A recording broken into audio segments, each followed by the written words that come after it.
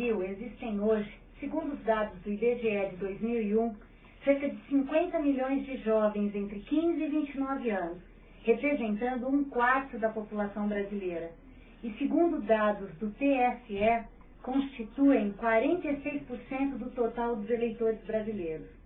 Estimativas realizadas pelo IBGE permitem afirmar que tínhamos no país, no ano de 2006, um contingente de 34,7 milhões de jovens na faixa de 15 a 24 anos de idade.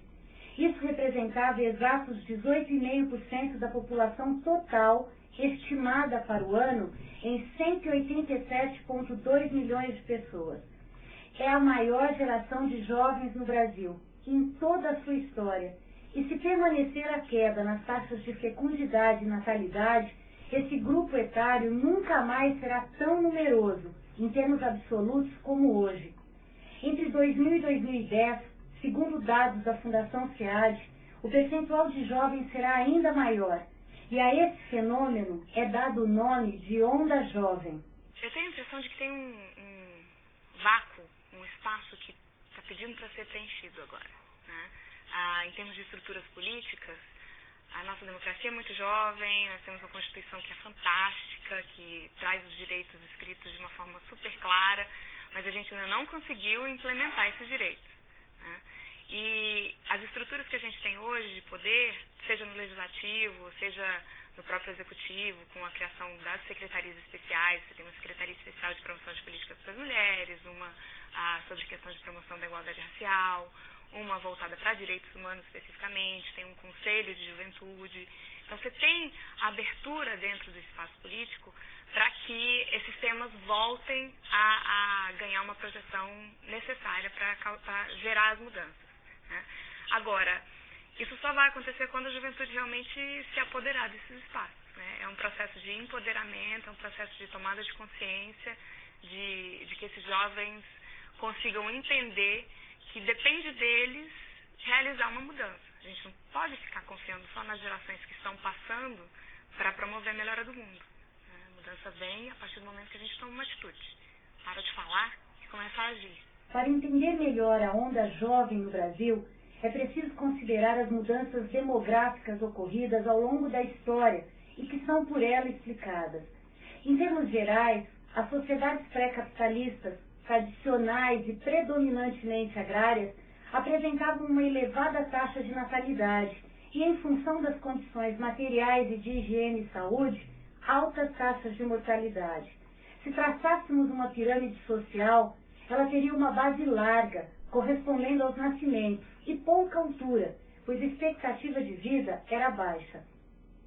Por volta do século XIX e início do XX, com o advento das sociedades industriais, ocorreram, de forma desigual, avanços na medicina e nas condições sanitárias, reduzindo a taxa de mortalidade e aumentando a expectativa de vida da população. Com maior capacidade produtiva e aumento da produção de alimentos, a taxa de natalidade subiu. Portanto, o resultado foi um boom demográfico.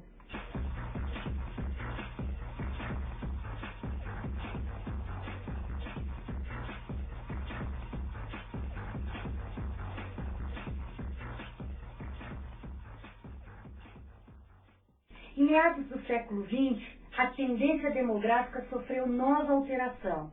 A taxa de natalidade sofreu forte queda em função de vários fatores, como métodos anticoncepcionais, maior nível educacional, crescente urbanização, as contradições da vida urbana, entre outros.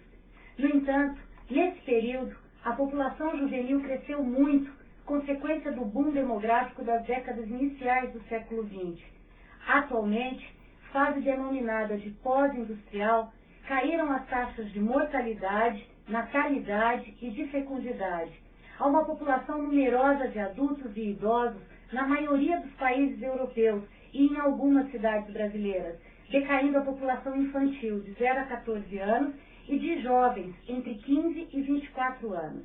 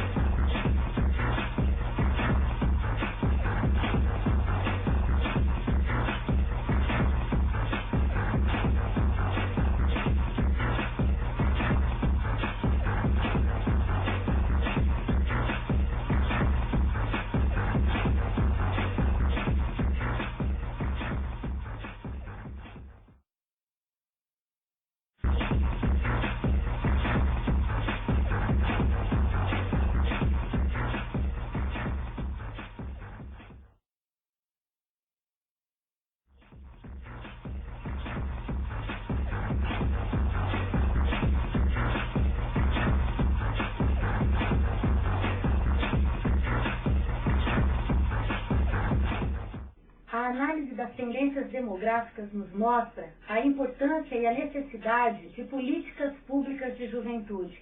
O impacto causado pela onda jovem, ou por 46 milhões de jovens em termos econômicos, sociais e políticos, demonstra que a juventude é um segmento social específico, próprio, e que assim deve ser tratado pelo Estado e pelos gestores.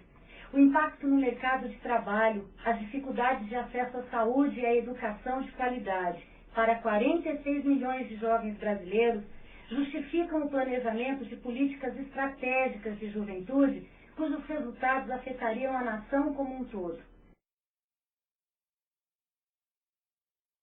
Para a formulação de políticas de juventude, além do contexto, deve ser considerado o passado para planejar metodologicamente o futuro. Devem ser considerados no planejamento as tendências e os desafios, partindo de um diagnóstico preciso. O planejamento, a formulação, a execução, o monitoramento e a avaliação de políticas específicas de juventude dependem de indicadores confiáveis, cientificamente produzidos, para que o diagnóstico seja preciso e a política de juventude efetiva. No Brasil, as dificuldades encontradas para a formulação de políticas de juventude pelos gestores envolviam principalmente a inexistência de indicadores confiáveis para tratar a juventude como segmento específico. De forma pontual, existiam as contribuições de organizações não governamentais que realizavam pesquisas e desenvolviam alguns indicadores parciais, sem muitos registros, metodologias e comportamento acadêmico, o que impedia a sua universalização e a sua utilização prática. Algumas iniciativas da Unesco em 2003 resultaram no Índice de Desenvolvimento Juvenil, o IDJ, e do Banco Mundial no Índice de Bem-Estar Juvenil, o IBJ. São indicadores sintéticos que foram criados para descrever e relatar as condições socioeconômicas de saúde, comportamento, desempenho e participação dos jovens. Em 2007, o governo federal, através da Secretaria de Ciência e Tecnologia para a Inclusão Social, do Ministério de Ciência e Tecnologia, associado ao Instituto Sangari e à RITLA, a Rede de Informação Tecnológica Latino-Americana, lançou o terceiro relatório de desenvolvimento juvenil. O primeiro foi lançado em 2003, pretendendo descrever as situações social, educacional e ocupacional dos jovens do Brasil e construir um indicador sintético capaz de refletir as condições de vida e as possibilidades de acesso da juventude brasileira a benefícios sociais considerados básicos. Esse indicador foi denominado de IDJ, Índice de Desenvolvimento Juvenil, e partiu de critérios e dimensões semelhantes àquelas do Programa das Nações Unidas para o Desenvolvimento, o PNUD, mas com adaptações e reestruturações para contemplar as questões e especificidades da faixa etária de 15 a 24 anos. Em 2005, foi lançado um segundo relatório, com o objetivo de comparar a situação de 2003 com a de 2005, envolvendo a juventude da mesma faixa etária. O terceiro relatório, de 2007, teve idêntico propósito dos anteriores, ou seja, identificar a evolução da situação da juventude brasileira nos últimos anos.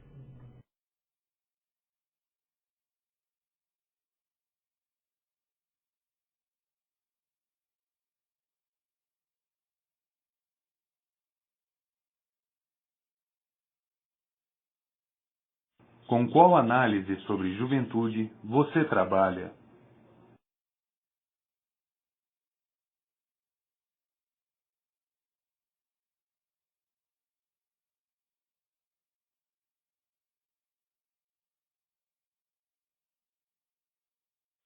Qual o sistema de avaliação que você utiliza no acompanhamento das políticas de juventude?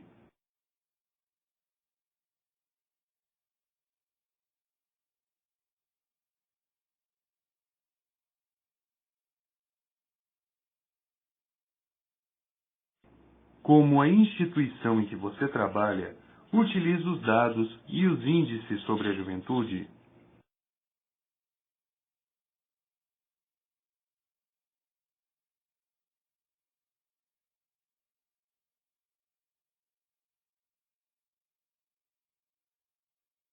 As dificuldades, a pobreza e as limitações enfrentadas pela juventude existem em todos os lugares, em maior ou menor escala. A escolaridade e as oportunidades existentes em países com economia de mercado são maiores e têm contradições específicas, como o número de jovens em empregos estáveis é baixo, a oferta de estágios temporários e mal remunerados cresce, a imigração aumenta. Em regiões da África e do Oriente Médio, a escolaridade e a alfabetização aumentaram nas últimas décadas, mas o desemprego envolve principalmente a juventude. Nessas regiões, a taxa de emprego feminino é de aproximadamente 25%, a mais baixa do mundo. Na África subsaariana, a escolaridade primária aumentou de 57% em 1999 para 70% em 2007. A região é de muita pobreza, desemprego e de péssimas condições de trabalho e salários. Em nível global, 55,7% da força trabalhista juvenil vive na Ásia. O acesso à educação aumentou e as meninas são as mais beneficiadas com a educação primária. As oportunidades de trabalho fora dos países de origem encorajam a migração de milhares de jovens em busca de trabalhos permanentes ou temporários.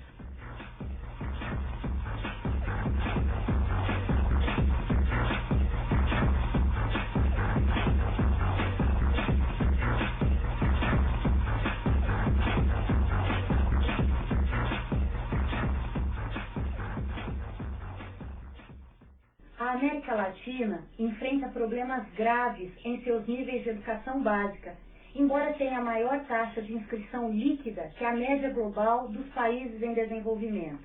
Em países como Brasil, Argentina, Chile, Colômbia, México, Venezuela, Honduras, Costa Rica e Equador, as taxas de alfabetização das jovens é maior que a dos homens. A oferta e as condições de trabalho pioraram nos últimos 15 anos. Os jovens entre 15 e 19 anos correspondem à segunda maior proporção daqueles que vivem na pobreza. O Brasil está inserido na América Latina e vive a onda jovem, o que torna urgente o planejamento e a execução de políticas específicas de juventude. Uma das formas de se buscar uma maior organicidade e estruturação das demandas juvenis relaciona-se com a elaboração e implementação de planos de juventude em níveis nacional, estadual e municipal, que podem ser considerados como uma forma de legislar em relação à juventude e institucionalizar as estruturas de funcionamento dessas políticas. Um dos maiores problemas envolve impedimentos orçamentários para a efetivação dos direitos dos jovens. No Brasil, nos orçamentos públicos, as políticas públicas de juventude vêm buscando dotações específicas, capazes de subsidiarem a implementação das políticas desse segmento. Diante dessa visão de realidade mundial e nacional, elabore uma proposta de políticas públicas de juventude no Brasil, utilizando os critérios de prioridades. Uma política pública se organiza institucionalmente por meio dos atores ou dos executores da política pública, em diferentes níveis, isto é, federal, estadual e municipal, e com temáticas específicas de maneira a atender às necessidades da juventude e enfrentar os problemas gerados pela desigualdade e exclusão social, pela injustiça e ausência de oportunidades para os jovens.